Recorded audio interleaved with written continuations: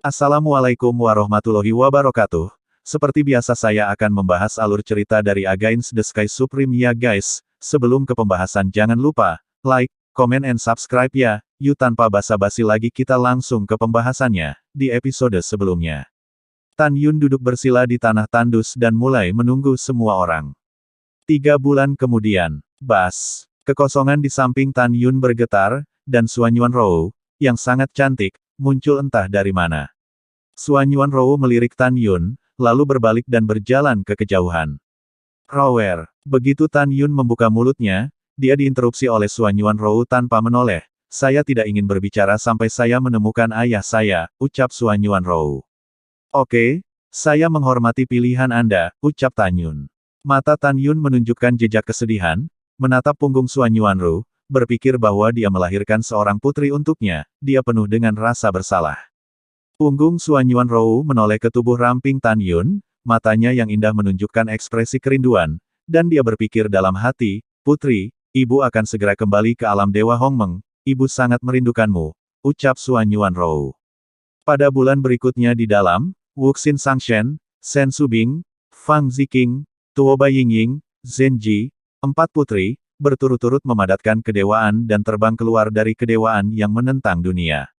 Dalam 2 tahun berikutnya, Namong Yuqin, Si Hong Xiao, Tang Mengyi, Tang Xinying, Feng Qingcheng, Gongsun Ruoxi, Su Zhen dan gadis-gadis lain semuanya memadatkan kedewaan. Tan Yun dan yang lainnya menunggu 3 tahun lagi di penjara pemurnian abadi yang gelap. Tian Lao, Wei Kuan, Huang Fuguchong, Ouyang Duantian, Guan Xuankong, dan Guan Xuankui juga memadatkan kedewaan mereka. Di sisi lain, Xuan Yuan Haokong, Chang Feng, Linger, Qixia telah berhasil bersatu, dan kemudian mereka terbang menuju menara Dewa Iblis Hati dalam 1 juta abadi. Segera 1 tahun lagi berlalu. Menunggu 12 binatang memadatkan kedewaan mereka satu setelah lainnya. Tan Yun kerumunan dan binatang buas terbang lebih dari 1 juta jarak surgawi dan datang keluar menara Dewa Setan Hati, yang tingginya puluhan ribu meter. Tan Yun memandang kerumunan dan berkata, begitu Anda memasuki menara Dewa Setan Hati, Anda akan mengalami halusinasi. Selama halusinasi, kepekaan Anda terhadap emosi dan keinginan akan meningkat 100 kali lipat. Dengan kepekaan 100 kali lebih, termasuk aku, mudah kehilangan dirimu sendiri, jadi semua orang harus ingat, menahan emosi kalian, dan dengan tenang menghadapi iblis batiniah. Dan juga, semua orang harus ingat itu setelah masuk, meskipun itu ilusi, tetapi jika kita dibunuh oleh iblis batiniah, kita akan benar-benar mati, ucap Tan Yun. Setelah semua orang mendengar kata-kata itu dan mengangguk untuk menunjukkan pengertian mereka, Tan Yun berkata, saya berharap yang terbaik untuk mengalahkan iblis batiniah dan segera keluar, ayo masuk ke menara sekarang, ucap Tan Yun. Gongsun Ruoxi memandang Tan Yun dengan gugup, suamiku, kamu telah membunuh begitu banyak orang, iblis batiniahmu pasti menakutkan, kamu harus berhati-hati, ucap Gongsun Ruoxi. Istri lainnya juga memandang Tan Yun dengan cemas. Tan Yun memberi putri ketujuh senyum meyakinkan, jangan khawatir tentang aku, kalian semua jaga dirimu, ayo masuk ke menara, ucap Tan Yun. Setelah itu, Tan Yun dan putri ketujuh terbang ke menara iblis hati. Saat Tan Yun masuk, ada ledakan pusing yang luar biasa di benaknya, dan kemudian, pemandangan di depannya berubah, dan dia mendapati dirinya berada di sebuah desa pegunungan kecil dengan hanya 100 rumah tangga. Melihat desa pegunungan kecil yang akrab, pikiran Tan Yun diperbesar 100 kali dalam sekejap. Karena desa pegunungan kecil ini adalah kampung halamannya di kehidupan keduanya. Tiba-tiba, sekelompok perampok yang membunuh tanpa berkedip memasuki desa pegunungan. Tidak, kesedihan dan kemarahan Tan Yun juga meningkat 100 kali, dan dia menjadi sangat sensitif.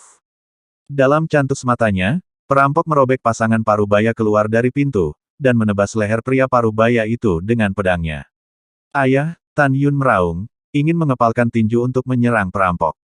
Namun, setelah dia menemukan tinjunya dan menusuk tubuh perampok, perampok itu aman dan sehat, ayah anak Inu, pada saat ini, wanita parubaya, memegang seorang bocah lelaki berusia 5 tahun di tangannya, menangis menyayat hati. Melihat wanita parubaya yang menangis dari hati ke hati, dan anak yang menangis di pelukannya, Tan Yun patah hati. Karena wanita itu adalah ibu kedua Tan Yun, dan anaknya adalah Tan Yun. Tidak, Tan Yun dalam kesedihan, menyaksikan ibunya dan dirinya yang berusia 5 tahun, dibunuh oleh perampok. Meskipun Tan Yun tahu bahwa dia sedang berhalusinasi, dia tahu bahwa pemandangan yang dia lihat benar-benar terjadi. Dia manusia, dia punya perasaan dan darah, dan dia tidak bisa menjaga hatinya seperti air.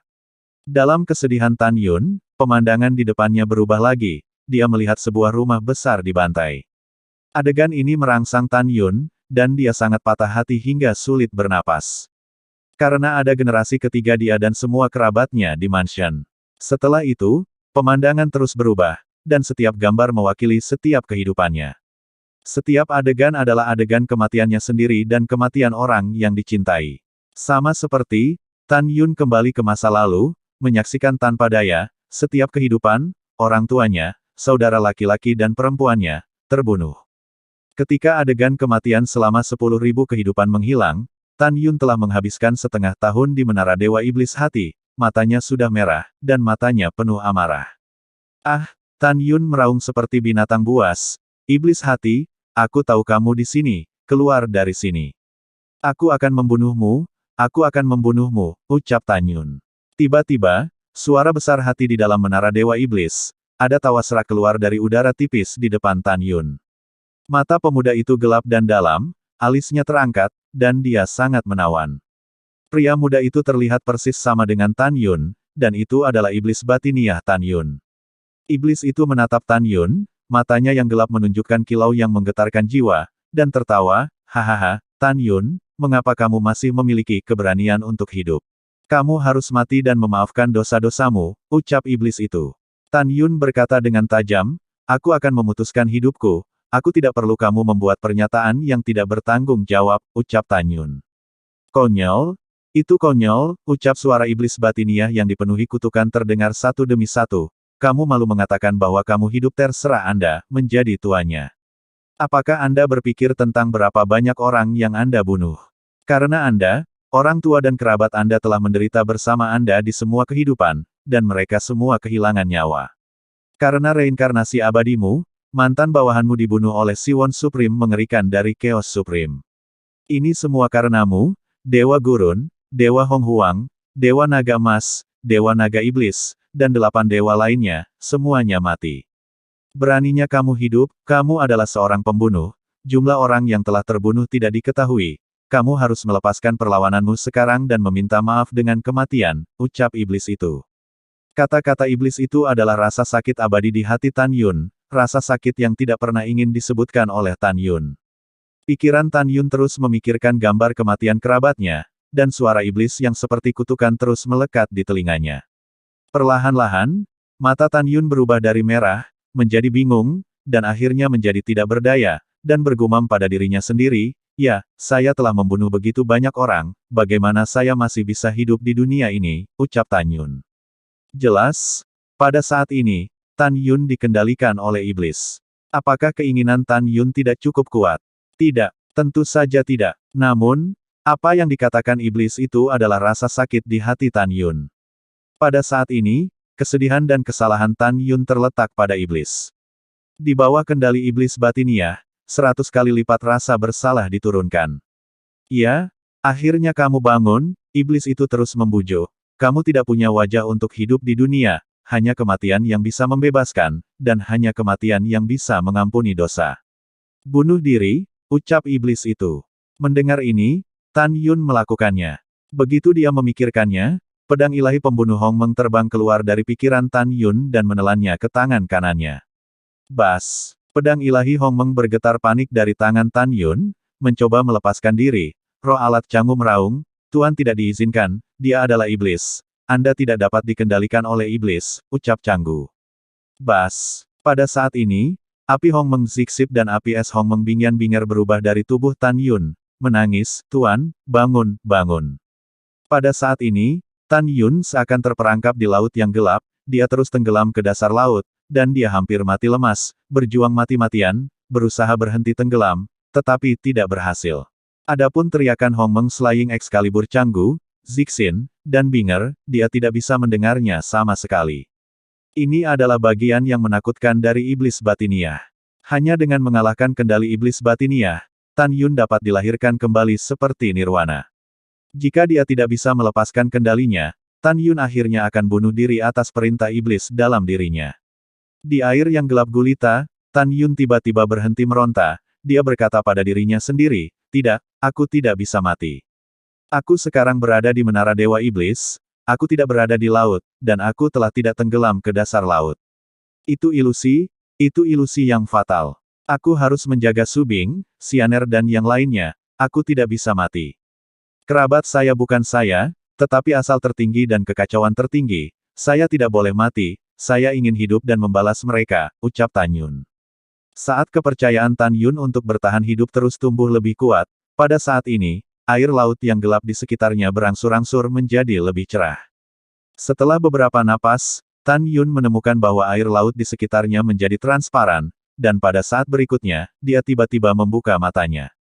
Di matanya menatap iblis, tidak ada lagi kasih sayang, dan dia telah mencapai alam bukan suka maupun duka. "Kamu benar-benar bisa bangun, tidak? Tidak mungkin." Iblis hati melebarkan matanya, mengaum seperti banteng gila, "Kamu telah membunuh banyak dosa, dan kamu telah memberikan kontrol yang kuat kepada dewa. Kamu tidak bisa bangun, itu tidak mungkin," ucap iblis. Menghadapi raungan iblis batiniah, Tan Yun tampak tenang dan keterlaluan, dan berkata dengan ringan, "Pelaku kutukan abadi adalah dua makhluk tertinggi, bukan aku," ucap Tan Yun. Segera, Tan Yun memejamkan mata, duduk bersila, dan berbisik pada dirinya sendiri.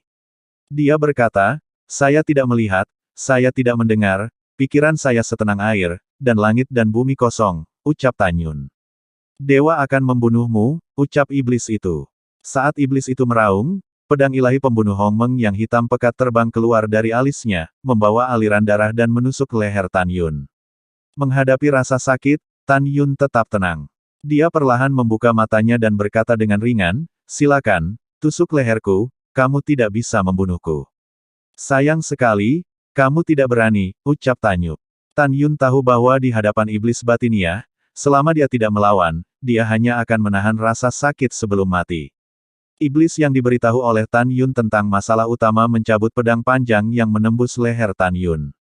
Dia terus mengutuk Tan Yun sebagai pengecut seperti iblis, tidak berani bertarung dengannya, dan berusaha menghancurkan kedamaian hati Tan Yun. Namun, Tan Yun tetap bergeming. Ketenangan Tan Yun adalah hal yang paling ditakuti para iblis. Karena kedamaian tidak dapat dilanggar, iblis batiniah perlahan akan menghilang. Pada tahun berikutnya, iblis batiniah terus mengaum, dan sosok itu berangsur-angsur memudar, sampai menghilang menjadi kepulan asap biru. Setelah Tan Yun mengalahkan iblis batiniah, tidak hanya tidak ada kegembiraan di matanya, tetapi hanya kesedihan yang tak ada habisnya. Matanya sedih, dan gambar kerabatnya muncul di benaknya. Dia memejamkan mata, dan dua garis air mata jatuh di pipinya yang tampan. Setelah waktu yang lama, Tan Yun memulihkan suasana hatinya, membuka matanya, dan berkata dengan keras, "Si Yuan Supreme, Chaos Supreme, kamu tidak terlalu jauh dari waktu kematian. Tunggu, suatu hari, aku akan membunuhmu dengan tanganku sendiri," ucap Tan Yun. Setelah mengambil keputusan, Tan Yun menghilang dari udara tipis, dan pada saat berikutnya, dia muncul di luar menara setan hati.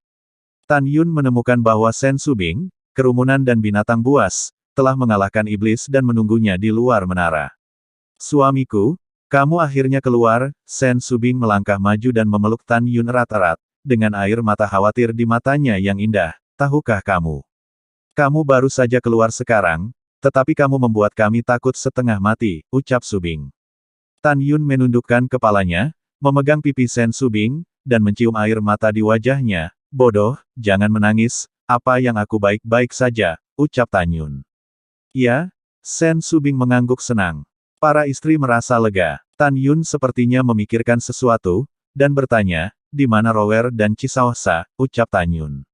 Nangong Yukin berkata, "Suamiku, mereka berhasil melewati malapetaka 3 bulan lalu dan pergi setelah naik ke takhta dewa," ucap Nangong Yukin. Tan Yun membelai tangannya. Setelah sentuhan kesepian, dia kembali normal dan bertanya, "Ketika Rower hendak pergi, apakah dia mengatakan sesuatu?" ucap Tan Yun. Nangong Yukin mengangguk dan berkata, "Dia bilang dia menyuruhmu untuk berhati-hati," ucap Yukin. "Jika dia tiba di alam Dewa Hongmeng, setelah itu, kemana kamu akan pergi?" tanya Tan Yun. Nangong Yukin menggelengkan kepalanya. Pada saat ini, Sen Subing menghibur. Suamiku, meskipun alam Dewa Hongmeng sangat luas, saya percaya bahwa Anda dan dia akan bertemu lagi suatu hari nanti, ucap Sen Subing. Baiklah, Tan Yun selesai berbicara, memandang kerumunan dan berkata sambil tersenyum, sekarang, kita semua memasuki Menara Lingqiao, memperbaiki mata air abadi untuk memulihkan kekuatan abadi di Lingqi, dan ketika kekuatan pulih ke puncaknya, kita akan mengatasi malapetaka bersama, ucap Tan Yun. Kemudian, Tan Yun mengorbankan Menara Lingqiao. Kemudian, semua orang dan binatang memasukinya satu demi satu.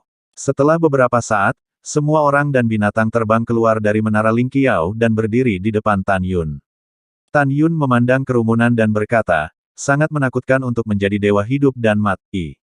Anda tidak boleh gegabah. Kekuatan perampokan adalah 90%, jika Anda melakukan tendangan voli untuk melewati perampokan, Anda harus melakukannya menahan 100% dari kekuatan perampokan. Semua orang harus ingat bahwa tidak ada yang lebih penting daripada hidup, jika Anda tidak bisa bertahan, maka berlutut dan seberangi perampokan itu, ucap Tan Yun. Mendengar ini, semua orang dan binatang menganggukkan kepala untuk menunjukkan pemahaman mereka, tetapi mereka mengambil keputusan dan tidak akan pernah berlutut untuk menyeberangi malapetaka. Tuoba Yingying memandang Tan Yun dengan cemas, dan berkata, Tuan, Anda tidak perlu mengkhawatirkan kami, tetapi hidup dan mati Anda jauh lebih menakutkan daripada kami, jadi Anda harus berhati-hati, ucap Tuoba Yingying. Ya, Tan Yun mengangguk, setelah itu, dia berkata kepada semua orang menyebar dan mulai menyeberangi malapetaka. Ayo pergi, ucap Tan Yun. Kemudian, Tan Yun yang mengenakan jubah putih, berubah menjadi sinar putih, menembak 800 juta makhluk abadi di timur, dan datang ke gurun terpencil di atas dataran.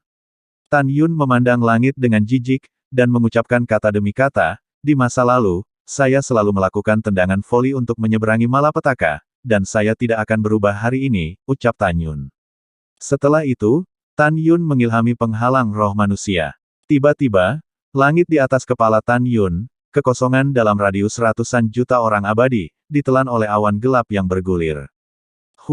Menusuk. Awan gelap menutupi bagian atas, guntur dan kilat mengamuk, dan angin mengamuk. Di bawah awan gelap gulita, Tan Yun yang berdiri di udara, wajahnya tidak berubah. Awan kecil seperti setitik debu. Satu demi satu, perampokan langit yang indah dengan panjang puluhan ribu kaki, seperti naga guntur yang melaju di awan gelap, sangat mengejutkan. Ayo, rambut Tan Yun berkibar, dan dia tertawa liar, bencana apapun, jangan coba-coba menghentikanku untuk menjadi dewa, ucap Tan Yun.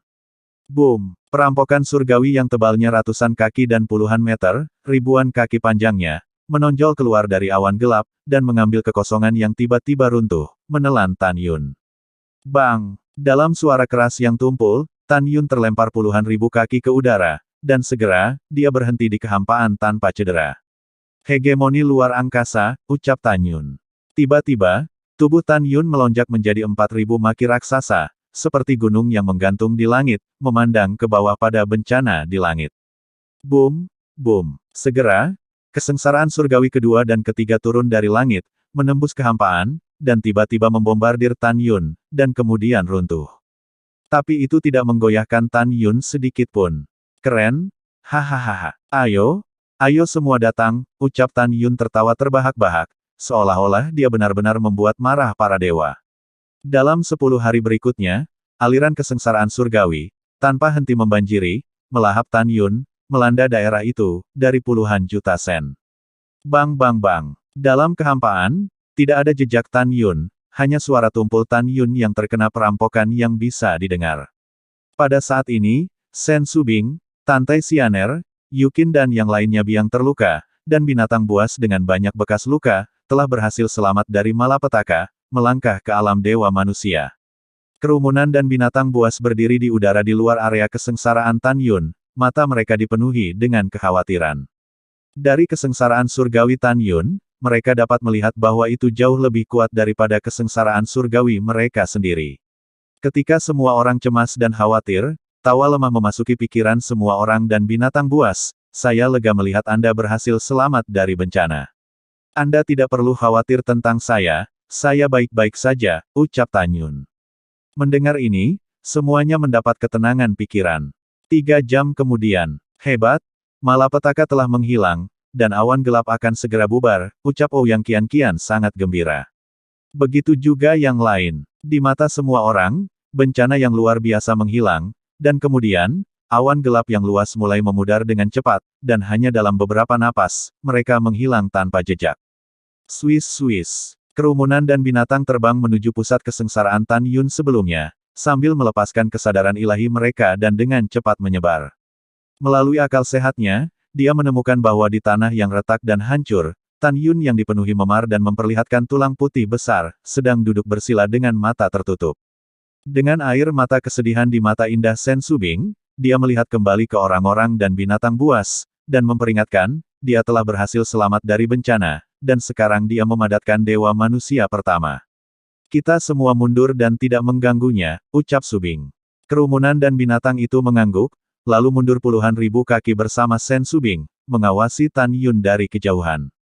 Pada saat ini, Tan Yun yang sedang duduk di tanah, kekuatan abadi di kolam roh, dengan cepat berubah menjadi kekuatan ilahi emas. Kekuatan ilahi emas, seperti cairan emas, terkondensasi menjadi bentuk manusia cair di samping kedewaan Hongmeng. Segera setelah itu, humanoid cair dengan cepat memadat dengan kecepatan yang terlihat dengan mata telanjang menjadi embrio surgawi Hongmeng yang persis sama dengan Tan Yun.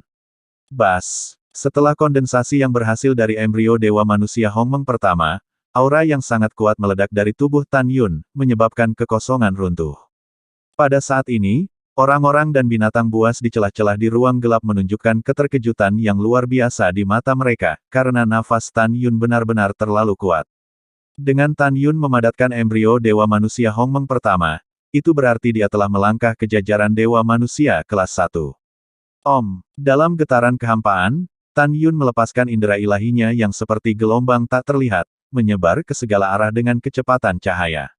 3 miliar abadi, 8 miliar abadi, 30 miliar abadi. Ketika kesadaran abadi Tan Yun menyelimuti 120 miliar abadi, itu berhenti. Luar biasa, jiwa orang-orang Hongmeng di benak Tan Yun sangat kuat. Anda harus tahu bahwa dewa manusia kelas 1 biasa, kesadaran abadi dapat mencakup radius 9 miliar abadi. Dewa manusia kelas 2, dengan radius 20 miliar makhluk abadi. Dewa kelas 3 berada dalam radius 30 miliar sen. Dewa manusia tingkat 9 hanya 90 miliar li surgawi. Dan dewa bumi kelas 1 dapat mencakup radius 100 miliar abadi, dan dewa bumi peringkat kedua dapat mencakup 111 miliar abadi dalam radius. Dewa bumi kelas 3 memiliki radius 120 miliar sen. Dengan kata lain, kekuatan roh manusia Tan Yun sebanding dengan kekuatan dewa bumi kelas 3. Dengan kata lain, setelah Tan Yun melemparkan mata ilahi Hongmeng, dia dapat dengan mudah mengendalikan dewa bumi kelas 3 biasa. Tan Yun yakin bahwa jika dia menggunakan semua kemampuannya, dia dapat membunuh dewa bumi tingkat 4, bahkan jika dia menghadapi dewa bumi tingkat 5, bahkan jika dia kalah, dia masih memiliki kemampuan untuk melarikan diri. Merasa bahwa tubuhnya dipenuhi dengan kekuatan yang belum pernah terjadi sebelumnya, mata Tan Yun menunjukkan kegembiraan, hahaha. Saya akhirnya menjadi dewa, ucap Tan Yun. Sen Subing, kerumunan dan binatang datang ke sisi Tan Yun dan tersenyum. Suami, kamu sekarang seberapa kuat tantangan lompatan katak, ucap Subing. Yang lain juga memandang Tan Yun dengan rasa ingin tahu. Tan Yun berkata dengan tegas, aku bisa membunuh dewa bumi kelas 4, ucap Tan Yun. Semua orang terkejut ketika mereka mendengar ini. Mereka tahu bahwa Tan Yun sangat kuat, tetapi mereka tidak pernah membayangkan bahwa Tan Yun, dewa manusia kelas 1, akan begitu kuat. Kakak ipar, kamu benar-benar hebat, Sue Ziyan cemberut bibir Cherry, lalu menatap Tan Yun dan berkata, kakak ipar, kamu memberi latihan orang lain, menurutmu seberapa kuat kita untuk menantang orang lain, ucap Sue Ziyan. Dan aku, Nangong Ruksue bergema, kakak ipar, aku juga ingin tahu, ucap Ruksue. Aku juga ingin tahu, ucap Ouyang Qianqian tertawa. Kecuali Sen Subing, Zenji, Tuoba Yingying, dan Wuxin Sangshen, yang menyadari kemampuan mereka untuk melompati tantangan, semua orang memandang Tan Yun. Karena latihan semua diberikan oleh Tan Yun. Tan Yun memandang kerumunan dan berpikir sejenak, kalau begitu aku akan memberitahumu satu persatu, sehingga kamu dapat memiliki kepercayaan di hatimu. Kecuali aku, saudara ketiga, Su Bing, Zenji, Yingying, Yuqin, Tantangan Ziking Leapfrog adalah yang terkuat, jika saya tidak salah, Anda harus bisa bertarung melawan Dewa Bumi kelas 1. Ziyan, Su Zhen, Meng Yi, Xi Nying, Qing Cheng, Qian Qian, Ruoxi, Hui Xin, Ru Sue dan Xi Shi dapat mengalahkan Dewa Manusia tingkat 9, adapun apakah mereka adalah lawan dari Dewa Bumi tingkat pertama, sulit bagi saya untuk mengatakannya. Tian Lao, Wei Kuan, Xuan Kong, Xuan Kui, saat Tan Yun berbicara, dia menatapnya lagi Ouyang Duantian, dan Paman Ouyang seharusnya bisa membunuh Dewa Manusia kelas 8, ucap Tan Yun. Pada saat ini, Raja Beruang menyeringai dan berkata, Tuan, bagaimana dengan saya, ucap Raja Beruang. Kamu, Tan Yun berkata sambil tersenyum, itu seharusnya bisa membunuh Dewa Manusia tingkat 9. 7 Raja klan lainnya dan Xiao Bai harus menjadi lawan dari Dewa Manusia tingkat 8. Adapun Moer, karena dia adalah keluarga naga iblis bercakar 12 yang nyata, kekuatannya seharusnya bisa menaklukkan musuhnya adalah Dewa Bumi kelas 1, ucap Tan Yun. Setelah berbicara, Tan Yun melihat singa naga emas dan kera iblis. Dengan kekuatan pria besar dan kera tua, bersama-sama, mereka tidak takut pada Dewa kelas 2, ucap Tan Yun. Kemudian, Tan Yun memandang Sang Guan Fei, kamu dan aku tidak tahu, latihanmu diberikan kepadamu oleh saudara ketiga, kamu harus bertanya padanya, ucap Tan Yun. Mendengar ini, Sang Guan Fei memandang Wuxin Sangshen dan melemparkan pandangan bertanya. Wuxin Sangshen berpikir sejenak dan berkata, kamu tidak takut pada Dewa Manusia tingkat 8, ucap Wuxip. Mendengar ini, Sang Guan Fei tersenyum dan cukup bersemangat. Sekarang, kelompok Tan Yun melompat untuk menantang yang terlemah, dan tidak takut pada manusia tingkat 8. Jika masalah ini menyebar, itu pasti akan mengejutkan semua orang. Pada saat ini, Namong Yukin bertanya dengan rasa ingin tahu, suamiku, bagaimana kita keluar dari tempat ini, ucap Yukin. Tan Yun berkata, di ujung barat penjara pemurnian abadi, ada 3 menara. Menara alam Dewa Keos Kekacauan, kita telah menjadi dewa sekarang, selama kita memasuki titik menara, akan ada cahaya ilahi yang akan membawa kita ke alam dewa, ucap Tan Yun. Setelah mendengarkan, Namong Yukin bertanya lagi, kita akan melewati menara alam Dewa Hongmeng, di mana kita akan tiba, ucap Yukin.